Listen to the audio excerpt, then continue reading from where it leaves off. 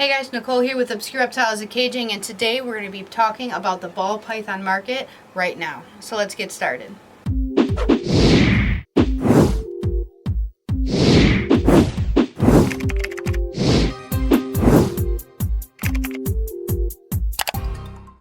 So I thought we were going to be able to start this video pulling some eggs, but she has decided she wants to wait. So hopefully she'll have her eggs soon. But we're going to be talking about the ball python market right now. It is the beginning of 2024.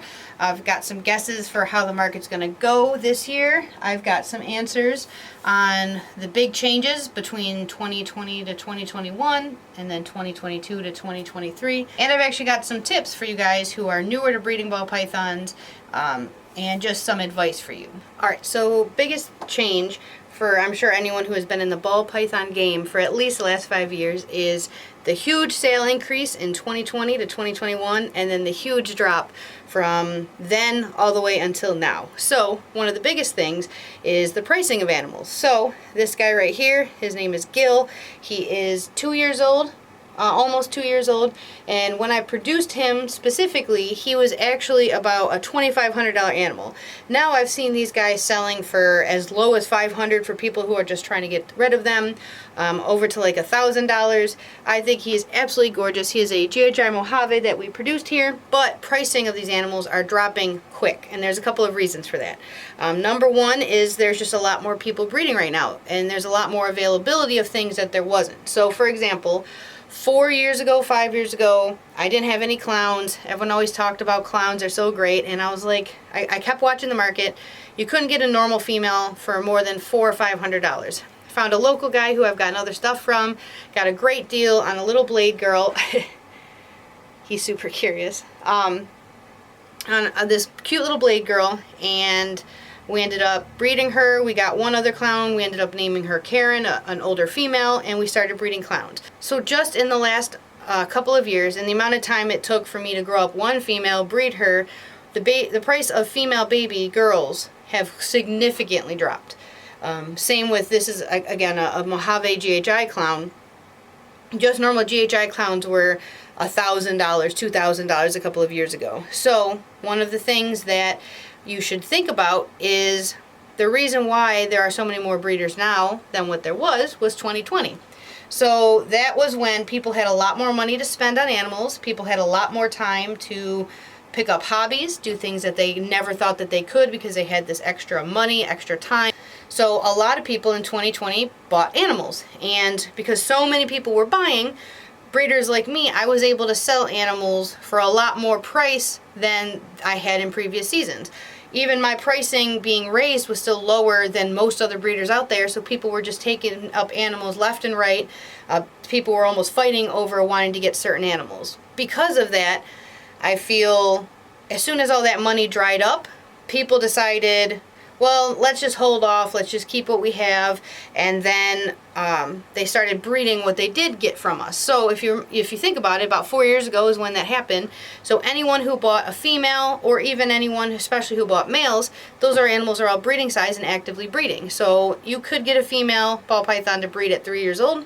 2023, they have their first few clutches of eggs, and people are realizing, because there's so many more out there and so a little bit less money because of the way the economy is right now, it's a lot harder to make sales. Things that I could have sold for close to $3,000 a couple years ago, now he's less than $1,000. Why would I keep breeding something that I spent so much money on? Even if, let's say I purchased him for $3,000, now I can only sell his babies for $500.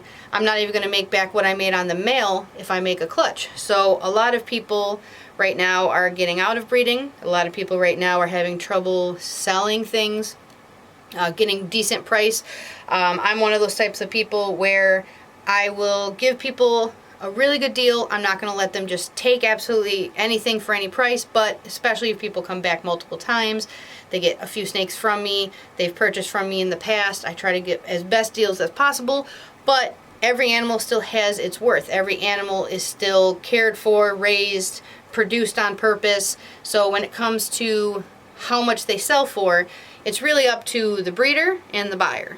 Now, one of the biggest questions people have is, do you stay in and hold on, or do you back out?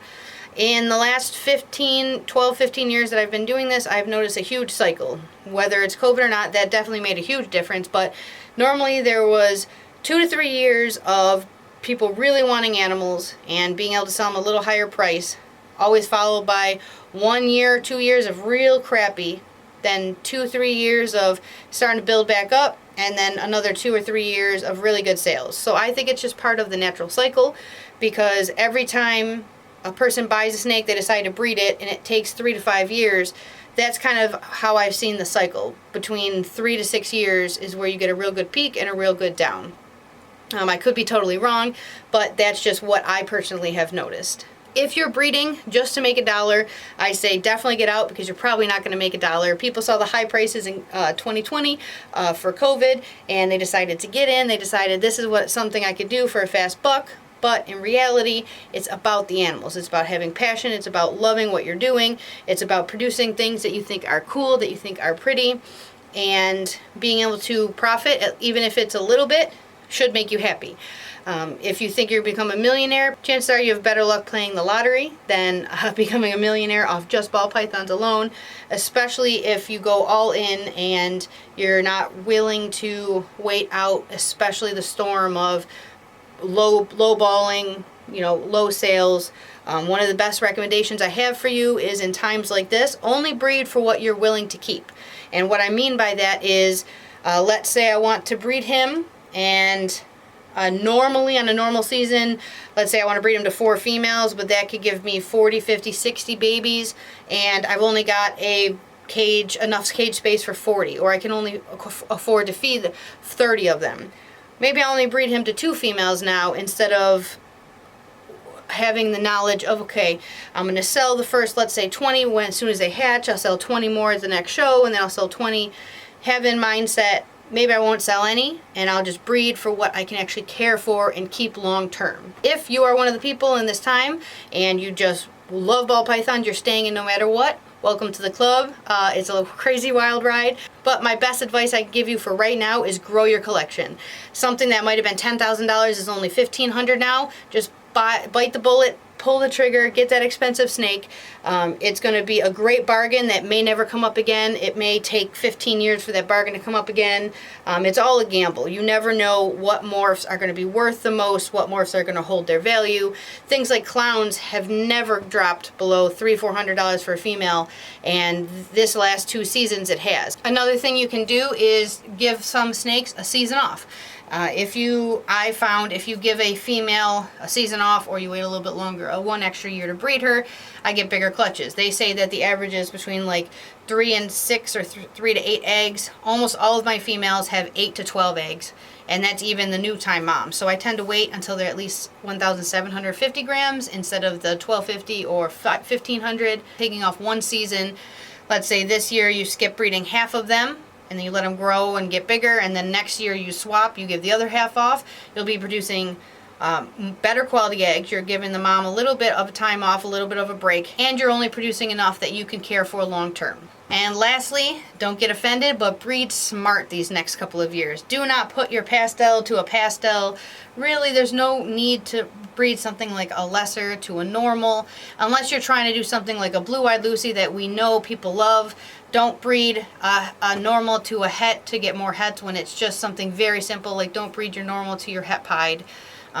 This is the time to be making big moves of, if you've got an albino pied, breed it to your pied clown. You've got some big recessive animals you wanted to breed to each other, but you just never wanted to, quote, waste it on a bunch of hets instead of producing visuals. This is the time to do it. Your hets, and when they grow up, they're going to be worth even more. I think this is the best time. For example, we've got an albino pied female. We're breeding to our clown pied male. We could just do albino pied to albino pied, but their prices keep dropping. But if we could get an albino gene clown pair or female or anything from the next couple of years, then I think that that's going to be a huge win. And right now, triple recessives are going for almost the same price as albino pieds. Look into the market, see what's selling. If you go and let's say you type a pastel clown, there's 900 of them available. Try not to breed for that. We bred a couple of things this season. For example, we have some female maker 3-4 gene banana boys that we sold earlier this year. We looked them up. There's nothing on there. There's really nothing on there for things like we have Gene X or Leopard Gene X mixes, stuff like that. So we've been trying to produce things that are not already on the market, so that way you might be able to get a little bit higher dollar for it. But no matter what you do, don't expect to become rich overnight with ball pythons. Do it because you love it. Do it because it's something you enjoy. The market's going to be all over the place, but as long as you love your animals, you care for them, you're willing to be a good person with customer service and go the extra mile, you will sell those animals. Just hold on. Even if you have to start vending reptile shows, travel a little bit further to do it, I believe in you. You guys are all going to do fantastic. Thank you so much for watching this video. If you guys have any questions, please put them in the comments below. If you haven't already, please subscribe. We do a few videos every single week. So I'll see you guys in the next video.